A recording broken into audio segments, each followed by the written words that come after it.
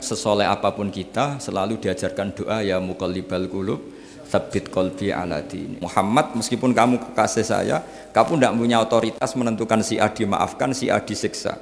Otoritas itu hanya bagi saya, kata Allah.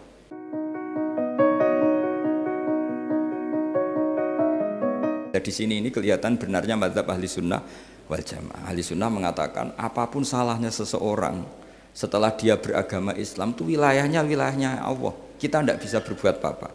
Makanya ada ayat laisalaka minal amri syai'un aw yatuba alaihim aw yu'adzibah. Muhammad, meskipun kamu kekasih saya, kamu tidak punya otoritas menentukan si A dimaafkan, si A disiksa. Otoritas itu hanya bagi saya, kata Allah. Sehingga banyak orang yang Nabi kurang srek karena membunuh pamannya Hamzah malah dikasih tobat sama Allah, namanya Wahsy.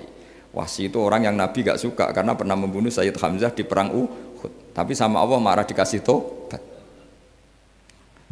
Sa'labah yang sering ibadah di masjid, sering iktikaf, saking seringnya ibadah itu sampai digelari hamamatul masjid, merpatinya masjid. Tapi na'udzubillah beliau malah berakhir dengan su'ul khatimah. Kita tidak pernah tahu. Kenapa begitu? Karena begini, wilayah yang absolut itu hanya milik Allah Subhanahu wa Ta'ala. Sehingga Nabi kalau ketemu Wahsy ya bilang, iman kamu sudah saya terima, Islam kamu sudah saya terima, tapi saya ini manusia, tolong sembunyikan wajahmu dari saya, karena kalau saya ingat kamu itu mangkel, karena ingat kamu pernah membunuh Hamzah. Tapi saya sebagai Nabi harus nerima iman kamu, karena Nabi itu gak boleh dendam. Tapi kalau mangkal-mangkal sedikit kayaknya agak boleh mungkin ya, mungkin itu ya. Tapi profesional, Nabi sebagai manusia nggak berkenan melihat Wahsy, tapi sebagai Nabi legowo terhadap imannya Wahsy. Tapi Allah sendiri yang ngendikan laisa laka minal amri syai'un aw yatuba. Coba orang munafik, kayak apa salahnya orang munafik? Tapi ketika Allah ngendikan tentang orang munafik gimana? Wa yu'adzibal munafiqina in sa'a aw yatuba. Allah bisa saja menyiksa orang munafik insya'a kalau berkehendak au ya tuba, atau Allah mengasih tobat. Nah, karena pendapat ahli sunnah itu lebih valid sesuai ayat-ayat Quran, maka yang diikuti mayoritas di dunia adalah mazhab ahli sunnah wal jamaah. Dan itu dimulai cara berpikir yang sederhana, yang berhak menentukan khitab ya yang punya, titik itu saja. Yang berhak menentukan khitab ya yang, lah tentu yang punya alam raya ini hanya Allah Subhanahu wa Ta'ala. Makanya Allah mensifati dirinya Malik Yaumiddin. Kita tidak bisa. Makanya bahaya ya, pikiran-pikiran kayak Khawarij itu bahaya. Sampai nggak usah tanya saya. Lalu Khawarij kalau di era modern siapa Gus? Anda provokator kalau tanya gitu. Ya itu tidak boleh provokator. Pokoknya pikiran itu salah karena membatasi otoritas Allah Subhanahu wa Ta'ala. Allah itu paling tersinggung kalau sifatnya dipakai, dicatut. Di Sahih Muslim itu ada riwayat, di hadis Muslim termasuk hadis Sahih itu Bukhari dan Muslim, itu ada seorang soleh sujud, pas sujud dia diinjek orang preman, kira-kira seperti itu kalau sama diinjek. Terus si yang sujud tadi bilang gini, wallahi, ada kata wallahi la yaghfiru wallahu laka, demi Allah, Allah tidak akan maafkan kamu. Saat itu juga Allah ngasih wahyu kepada Nabi di zaman itu, bilang ke yang sujud, pahala sujud tak cabut, dia tidak punya pahala. Dan yang menginjek dosanya tak ampuni. Terus Nabinya tanya, kenapa ya Allah? Saya tersinggung, kata Allah, hanya disetatuskan nggak bisa memaafkan. Padahal wa anal ghafir wa anal akhid bidzunub. Saya adalah zat yang bisa maafkan, bisa nyiksa. Kenapa status saya tinggal satu?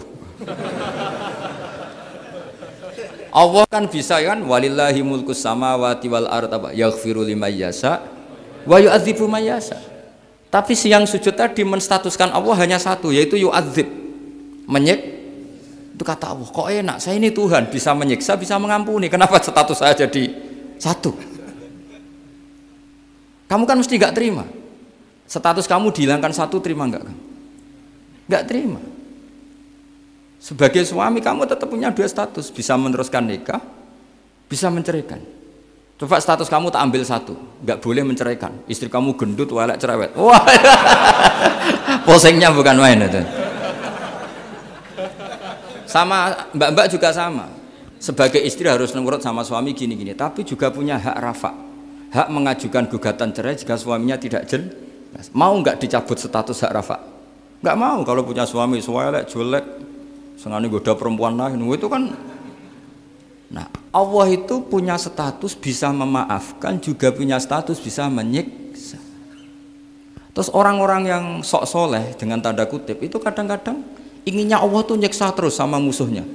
Kalau sama dia memaafkan terus. Terus corong Jawa kan aku mbahmu tapi kan gitu kira-kira itu. Kok enak gitu. Nah, jadi ya sudah seperti itu.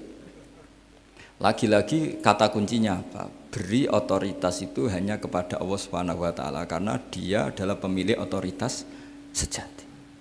Sehingga zaman Nabi siapa saja itu ya mungkin orang kayak apa dulu Khalid bin Walid. Perang Uhud kalah itu panglimanya orang kafir zaman itu siapa? Khalid bin Walid. Dan dia melakukan pembunuhan masif zaman itu. Tapi dia dikasih tobat. Namanya Khalid bin Walid. Tapi Sa'labah yang tukang di masjid kadang berakhir seperti itu. Ya sudah, akhirnya kita mau tidak mau ya sudah introspeksi. Sampai sesoleh apapun kita selalu diajarkan doa ya muqallibal qulub tsabbit qalbi ala dini. Karena kayak apa kalau hati kita dibolak-balik? Karena cara berpikir tentang Islam dan tentang ateis atau tentang kekafiran itu mirip satu visi. Makanya hati-hati mahasiswa karena senangnya berpikir sendiri. Kadang ngelantur kemana-mana.